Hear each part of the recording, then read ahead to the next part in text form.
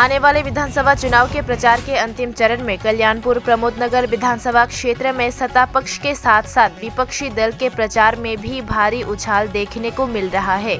आज यानी 12 फरवरी को दोपहर 12 बजे बाइक जुलूस ने पूरे विधानसभा क्षेत्र का चक्कर लगाया और आने वाले विधानसभा चुनाव में वाम मोर्चा समर्थित कांग्रेस समर्थित सीपीआईएम उम्मीदवार मोनिंद्र चंद्र दास को बड़े अंतर से जिताने का आह्वान किया।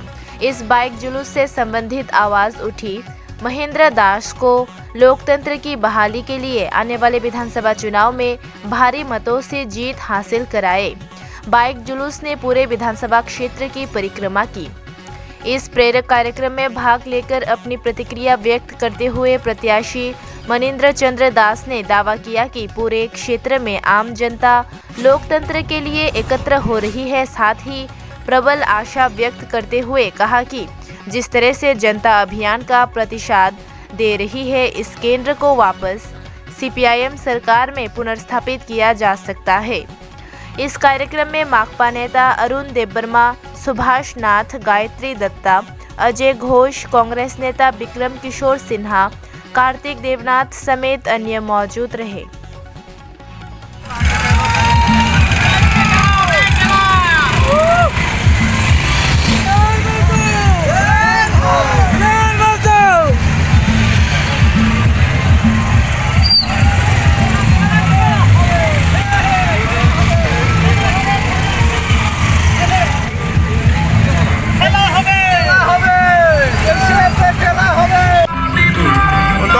কর্মসূচিটা কি?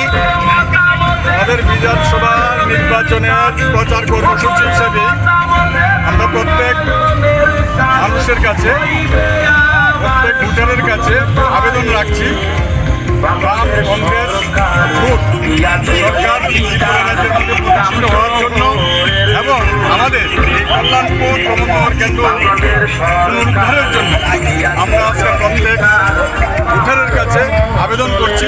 সম্মানীয় যারা আছেন অভিভাবক মণ্ডলী, মায়েরা, বোনেরা, সবাইকে আমরা বলব, আমরা আজকে এই বাইক মিছিলের মধ্য দিয়ে আমরা এটাই বলতে চাই, আমাদেরকে ভোট দিন। আমরা ত্রিপুরা রাজ্যের মধ্যে শান্তি, সম্প্রীতি, উন্নয়ন থেকে ধরে সমস্ত বিষয়ে কাজ করার জন্য আমরা চেষ্টা করব এবং আপনারা দেখেছেন আমাদের ইস্তাহার প্রকাশ হয়েছে। ইস্তাহার অনুযায়ী সমস্ত মানুষের স্বার্থে কাজ করার জন্য আমাদেরকে যাতে বুদ্ধি আশীর্বাদ করে এই বাইক র্যালির মধ্য দিয়ে আমরা এই আহ্বান রাখছি সমস্ত এলাকার সমস্ত সম্মানীয় ভোটারদের। সড়ক প্রচারের প্রায় শেষ লগ্নে কিরকম সাড়া পাচ্ছেন? প্রচুর সাড়া, আপনারা তো দেখতে পেয়েছেন। আমরা শুধু কিছু সংখ্যক বাইক নিয়ে করার ইচ্ছা ছিল, কিন্তু পরবর্তী সময়ে আমরা দেখলাম আজকে এখন পর্যন্ত প্রায় 500 শতাধিকের উপরে বাইক আমাদের সঙ্গে এখন পর্যন্ত জড়ো হয়েছে। আরও বাইক আসার জন্য উদ্যোগ গ্রহণ করছেন, আসছেন।